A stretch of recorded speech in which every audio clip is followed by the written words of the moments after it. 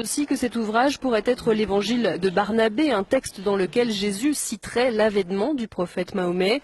Quoi qu'il en soit, le manuscrit a été placé sous haute protection. Il serait estimé à plus de 17 millions d'euros.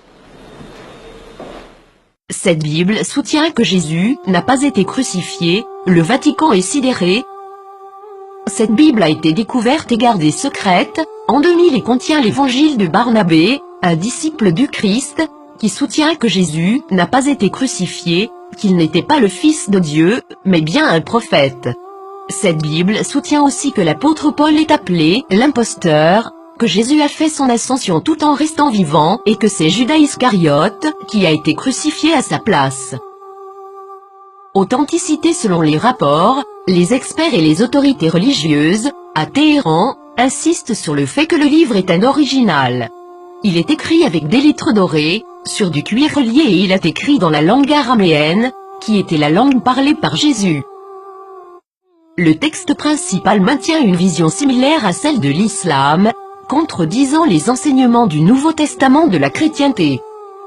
Jésus a aussi prédit la venue du prophète Mahomet, qui a fondé l'islam, 700 ans plus tard.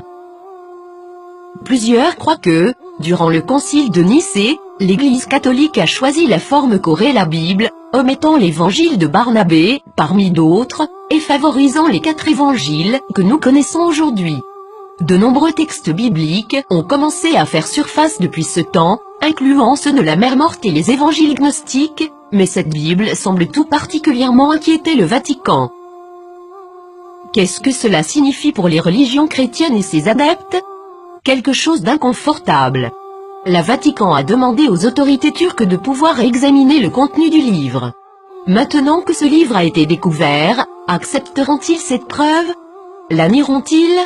L'appelleront-ils un mensonge musulman, comme l'a fait le magazine Truth en 2000?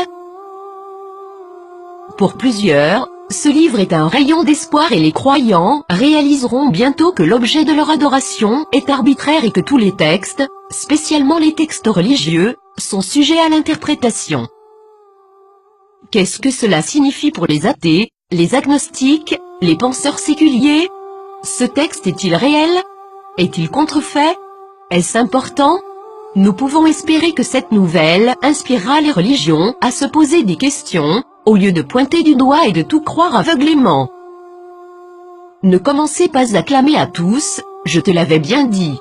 Le plus grand danger de la foi se présente lorsque les gens croient ce qu'ils veulent croire, défendant cette croyance malgré toutes les preuves du contraire, spécialement si les preuves apportées révolutionnent les bases de cette croyance.